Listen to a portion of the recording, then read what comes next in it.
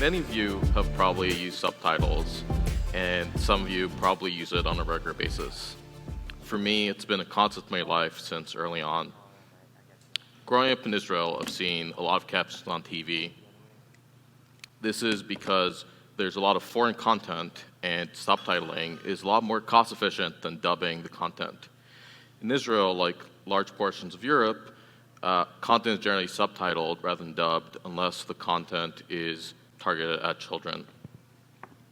Additionally, there are accessibility requirements for broadcasters, so a lot of programming has open captions, meaning that they're always available. Sometimes they even come in multiple languages. For example, here there's Hebrew at the bottom and Arabic on the top. When I moved to the US, I continued relying on subtitles. It helped me understand English better and also expanding my horizon. A lot of foreign content was only available with subtitles. At the same time, I also got into anime and found the joys of fan subs. This showed me how subtitles can be more interesting than just two captions on the bottom of the screen that show up like 5 seconds after anyone said anything. For example, karaoke subtitles during the opening credits, as well as captions overlaid on top of the screen that translate on-screen text. This brings us to the Japanese language. It is made up of 3 writing systems: the logographic kanji, which is borrowed from Chinese, as well as the phonetic hiragana and katakana. Sentences are generally made up of kanji and interspersed with hiragana and katakana. The katakana is often used for foreign words, similar to how italics are used in English.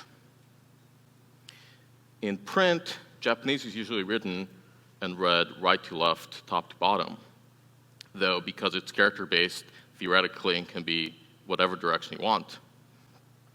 But for example, we have this newspaper where the text of the article is written top to bottom, right to left, and headings are written horizontally, left to right.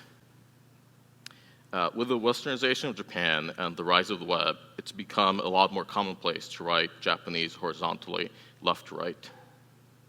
For captions, though, the simple use case is pretty similar to what you're used to, where you have 2 lines at the bottom of the screen and you read them left to right. However, Japanese has some features that differentiate from English subtitles.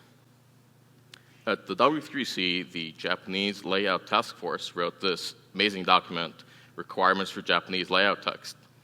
It's about 250 pages long, so get comfortable because we'll be here for a while. Thankfully, fine folks at Netflix spent a lot of time distilling that document and a lot of research into the main features that you need in caption formats.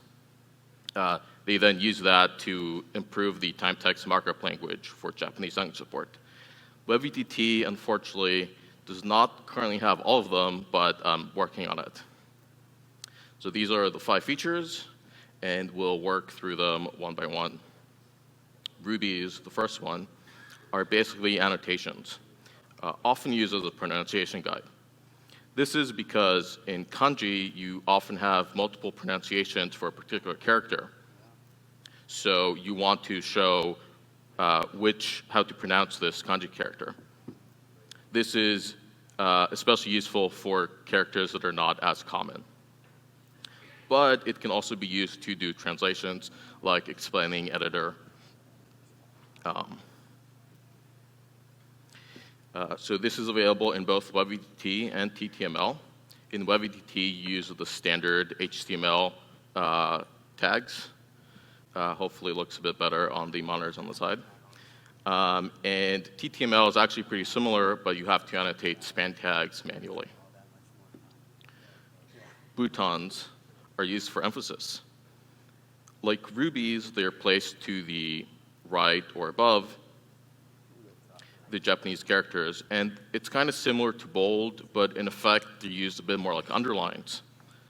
And this is because if you were to bold the characters, if you have a character like this, and you make each line a lot thicker, they're going to blend into each other, and you won't really be able to understand what the character is.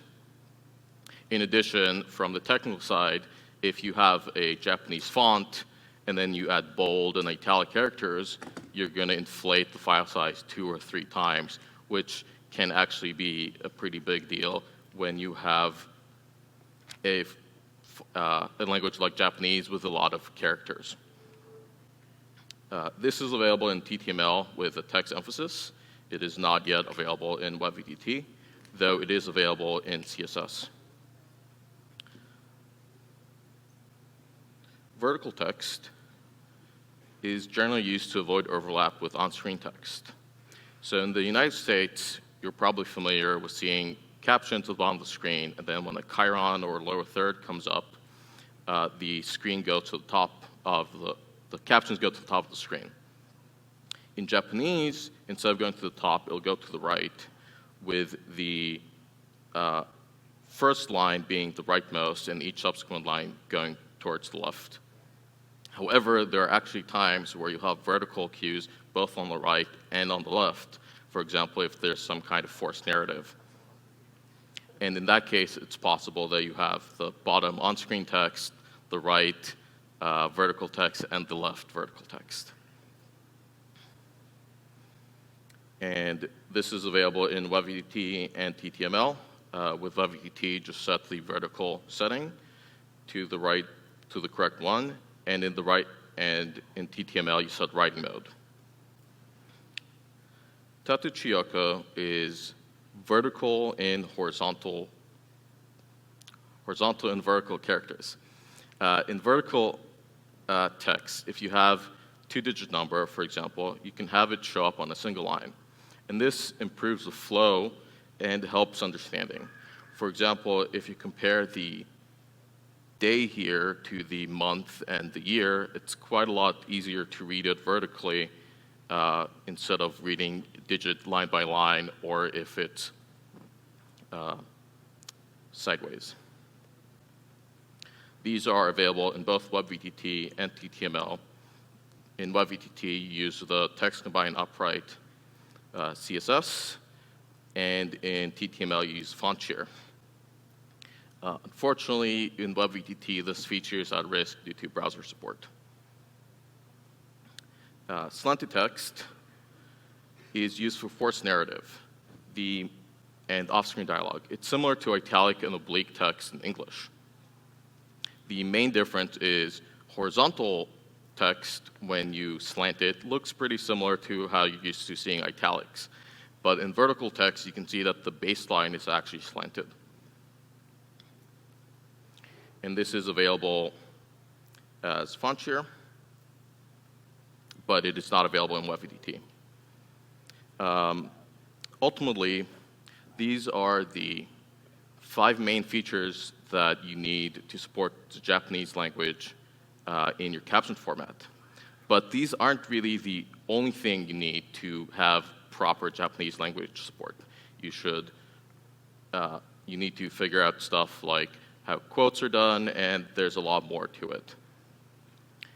Ultimately, you really need to find your users, whether they be Japanese viewers or really in general, and then figure out what they need and build out for them. Thank you.